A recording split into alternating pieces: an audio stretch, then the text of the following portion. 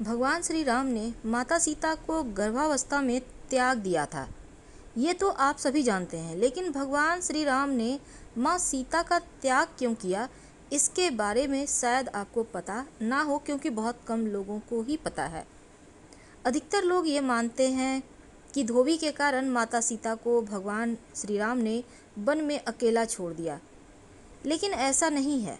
माता सीता को अपने कर्मों का फल भोगना पड़ा था, इसी कारण उन्हें ये दंड मिला। माता सीता ने एक गर्भवती को तड़पाया था और उन्होंने माँ सीता को श्राप दिया था, जिस कारण से ये दंड उन्हें मिला था। तो चलिए जानते हैं। माँ सीता मिथिला नरेश जनक की पुत्री थीं। एक दिन उद्यान में खेलते हुए कन्या सीता को एक नर और मादा तोते का जोड़ा दिखाई दिया। वो दोनों आपस में बातें कर रहे थे कि भूमंडल में राम नाम का बड़ा प्रतापी राजा होगा, जिसकी अत्यंत सुंदर पत्नी सीता होगी। उत्सुकतावश सीता अपने को रोक ना सकी और उनकी बातें सुनने लगी। उन्हें अपने ब्याह के बारे में सुनकर अच्छा लग रहा था। इसी उमंग में उन्होंने बातचीत में मग्न तोते के उस जोड़े को पकड़वा दिया। सीता उनसे अपने और श्री राम के बारे में और भी बातें सुनना चाहती थी, इसीलिए उन्होंने उस जोड़े से पूछा कि उन्हें राम और उनके विवाह के बारे में बातें कहाँ से पता चली। तोते ने कहा कि उन्होंने ये बात महर्षि वाल्मीकि के मुख से उनके आश्रम में शिष्यों को पढ़ाते वक्त सुनी। इस पर माँ सीता ने कहा कि तुम जनक की जिस पुत्री के बारे में बात कर रहे हो वो मैं ही हूँ। तुम्हारी बातें मुझे रोमांचित कर रही है, इसलिए अब मैं तुम्हें तब छोड़ूंगी जब मेरा विवाह श्री राम से हो जाएगा। तोते ने याचना करते हुए कहा कि हे देवी, हम पक्षी हैं, जिसे घर में सुख नहीं मिल सकता है। हमारा काम ही आसमान में विचरण करना है। सीता जी ने नर तोते को आज़ाद कर दिया और कहा कि ठीक है, तुम सुखपूर्वक विचरो, परंतु तुम्हारी पत्नी को मैं तब छोड़ूंगी जब मुझे राम प्राप्त हो जाएंगे। नर तोते ने फिर गिड़गिड़ाया और कहा कि सीते, मेरी यह पत्नी गर्भवती है, मैं इसका वियोग सह नहीं पाऊंगा। कन्या सीता ने फिर भी मादा तोते को नहीं छोड़ा। इस पर क्रोध में आकर मादा तोते ने माँ सीता को श्राप दिया कि जैसे तू मेरी गर्भावस्था में मेरे पति से मुझे दूर कर रही है, उसी प्रकार तुझे भी अपनी गर्भावस्था में अपने राम का वियोग सहना पड़ेगा। इतना कहते ही मादा तोते ने प्राण त्याग दिया। कुछ समय बाद उसके वियोग में व्यथित नर तोते ने भी अपने प्राण त्याग दिए। जब माता सीता राम से विवाह के बाद गर्भवती हुई तो उन्हें इस श्राप का दंड भोगना पड़ा और इसी कारण गर्भावस्था में भगवान राम ने उन्हें त्याग दिया था। एक दूसरी कहानी भी आती है। भगवान श्री राम को वनवास जाना पड़ा था। रघुकुल में जन्मे श्री राम जी को और उनके साथ उनकी पत्नी सीता जी भी गई थी। वनवास के दौरान ही लंका का राजा रावण बलपूर्वक सीता जी को उठाकर ले गया। राम ने सीता जी का पता लगाने में बहुत कष्ट सहे और अथाह परिश्रम और पराक्रम से उन्होंने राक्षस राज रावण का वध किया और अपनी पत्नी को आज़ाद कराया। राम जी जब लंका में पहली बार सीता जी से मिले तो सीता को यही लगा कि राम ने सारा प्रयास और परिश्रम उन्हें बचाने के लिए किया, लेकिन रामायण का युद्ध कांड के 115वें सर्ग में श्री राम कहते हैं, सीता, मैंने और मेरे मित्रों ने यह परिश्रम तुम्हारे लिए नहीं किया। मैंने यह सब सदाचार की रक्षा, अपवाद के निवारण और अपने गौरवशाली वंश पर लगा कलंक दूर करने के लिए किया। राम यही नहीं रुके, उन्होंने कहा कि रावण तुम्हें गोद में उठाकर ले गया था। उसने तुम पर दूषित दृष्टि डाली। तुम्हारे चरित्र में संदेह है। अब मैं तुम्हें ग्रहण नहीं कर सकता। तुम जहाँ जाना चाहो, जिसके साथ रहना चाहो रह सकती हो। तुम मेरी ओर से पूरी तरह स्वतंत्र हो। राम के ऐसे कड़वे बोल सुनकर सीता स्तब्ध रह गई और उन्हें असहनीय पीड़ा हुई। उन्होंने भगवान श्री राम को कई बार समझाया कि रावण ने बलपूर्वक उनका अपहरण किया था और वह असहाय थी।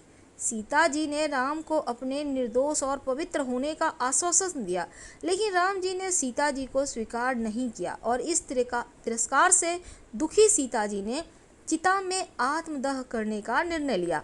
आग जली तो सीता जी ने प्रार्थना की, यदि मैं मन वचन कर्म से पूरी तरह से निष्कलंक हूँ तो अग्निदेव मेरी रक्षा करे। और यह कर माँ सीता अग्नि में प्रवेश कर गई।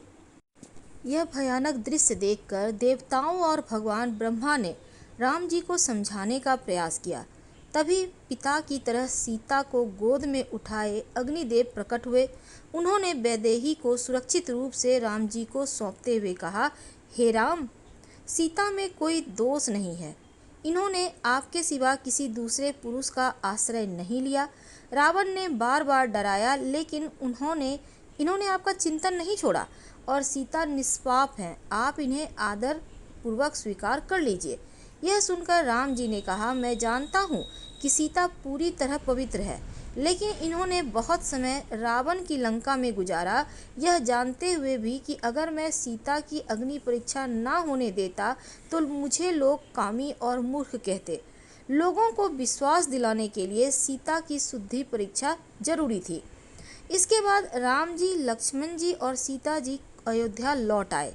राम ने रघुकुल का राज सिंहासन संभाल लिया और अयोध्या में राम राज्य की स्थापना हो गई। राम सीता का जीवन सामान्य ढंग से चल रहा था। माँ सीता इस मध्य गर्भवती हुई और इस समाचार से राम जी अत्यंत प्रसन्न थे। तभी एक तूफान उनके दाम्पत्य जीवन को ध्वस्त कर देता है। रामायण के उत्तर कांड का 43वां सर्ग कहता है कि राम को मंत्रियों और गुप्तचरों से राज्य में चल रही एक चर्चा के बारे में पता चला। चर्चा यह था कि सीता रावण जैसे दुराचारी की अशोक वाटिका में 1 वर्ष रही, फिर भी राजा राम उनसे घृणा नहीं करते। लोगों का मानना था कि राम के इस आचरण का दुष्प्रभाव प्रजा पर भी पड़ेगा और दूसरे घरों की स्त्रियां भी घर से बाहर रहेंगी और फिर अपने पतियों से उम्मीद करेंगी वे भी राम की तरह अपनी पतियों को सादर स्वीकार कर ले। प्रजा के मन की बात जानकर राम जी को बहुत दुख हुआ। वह अग्नि परीक्षा में सीता के निष्कलंक सिद्ध होने के बाद उन्हें साथ लेकर अयोध्या लौटे थे, इसलिए सीता पर संदेह करने का कोई कारण नहीं था।